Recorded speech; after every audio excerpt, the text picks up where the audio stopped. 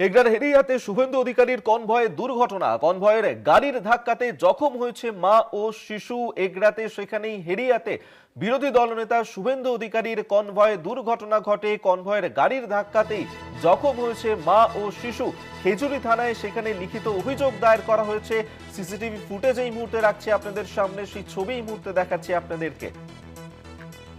সুব্রত পাত্র আমাদের সঙ্গে টেলিফোনে রয়েছেন প্রতিনিধি। সুব্রত, ঠিক কি ঘটনা ঘটেছে, কিভাবে ঘটলো এই দুর্ঘটনা? শুভেন্দু অধিকারী তার কনভয় দুর্ঘটনা। দেখো, তোমাকে প্রথমেই বলে রাখবো অভিজ্ঞতা, ঘটনাটা হয়েছে 26শে ডিসেম্বর। একটা কালো রঙের স্করপিও, যেটার নাম্বার হচ্ছে WB01BB 6509, এই গাড়ির কনভয়, অর্থাৎ এই গাড়ির কনভয়টা যেটা দেখা যাচ্ছে সিসিটিভি ফুটেজে, সেটা হচ্ছে শুভেন্দু অধিকারীর গাড়ির কনভয়। শুভেন্দু অধিকারীর গাড়ি যখন বেরিয়ে যায় তখন তার পিছনে থাকে কনভয়।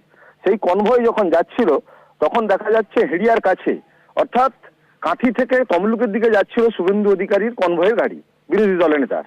তখন দেখা যাচ্ছে যে ওই কনভয় গাড়ি যখন যাচ্ছে তখন দেখা যাচ্ছে হেরিয়ার কাছে, তখন মা ও শিশু এবং তার স্বামী, স্ত্রী এবং একটা 3.5 বছরের শিশুকে নিয়ে তারা রাস্তা পার হচ্ছিল সিগন্যালের কাছ থেকে। সেই সময় শুভেন্দু অধিকারীর পিছনে যে কনভয় গাড়ি ছিল সেই গাড়িটি সজোরে ধাক্কা মারে ওই মহিলাকে এবং তার মা এবং শিশুকে ধাক্কা মারে। সঙ্গে সঙ্গে তারা পড়ে যায়। পড়ে যাওয়ার সঙ্গে সঙ্গে গাড়িটি কিন্তু আস্তে করে বেরিয়ে যায়। তখনও কিন্তু শুভেন্দু অধিকারীর ওই কনভয় গাড়ি কিন্তু দাঁড়ায়নি।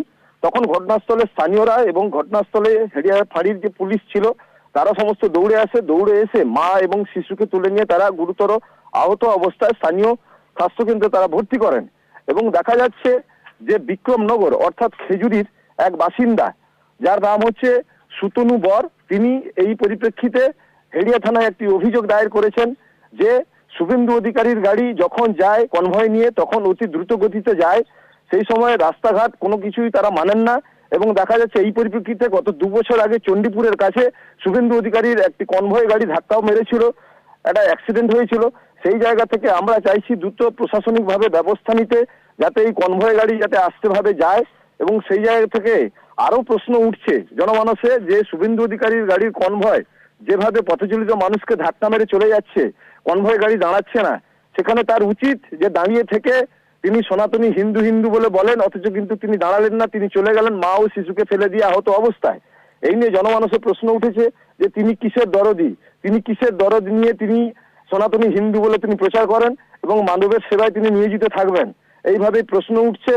এবং বড় কথা হচ্ছে যে তিনি না দাঁড়িয়ে থেকেই তিনি দেখা যাচ্ছে যে আহত মা শিশুকে ফেলে দিয়ে তিনি কিভাবে চলে গেলেন, এটাও নিয়ে জনমানসের প্রশ্ন উঠেছে। অভিজ্ঞতা। ধন্যবাদ সুব্রত। সুব্রত পাত্র আমাদের সঙ্গে টেলিফোনে ছিলেন প্রতিনিধি।